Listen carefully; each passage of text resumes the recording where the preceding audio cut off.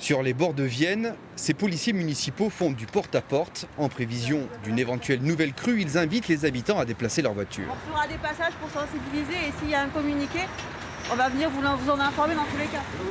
La situation s'améliore de jour en jour, mais la cote d'alerte est maintenue en Limousin. À partir de demain, les cumuls de pluie attendus sont un peu moins importants, sauf samedi où on a une perturbation un peu plus active qui va traverser la région. Donc il faut rester vigilant et surveiller jour après jour les quantités d'eau qui sont apportées sur notre territoire. Selon les météorologues, l'épisode pluvieux qui a provoqué le débordement des rivières est remarquable, mais pas exceptionnel. En 5 jours, il est tombé quasiment l'équivalent de ce qui tombe en un mois de février complet sur la Corrèze. C'est donc sur des sols gorgés en eau que les fortes précipitations de ces derniers jours se sont abattues, provoquant le débordement des cours d'eau de la région, comme ici à Aix-sur-Vienne où le débit reste très impressionnant. Ici, une station hydrométrique surveille les variations du débit de la Vienne.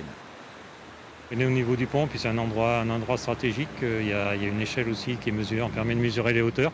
Et donc on a des gens en mairie qui suivent ça de près, qui suivent aussi sur Internet pour voir les éventualités de montée ou autre. Ouais. En 1993, le 22 septembre, lors d'une crue exceptionnelle, le niveau de la Vienne avait atteint les arches de ce pont. Il manque encore un peu d'eau avant d'y arriver.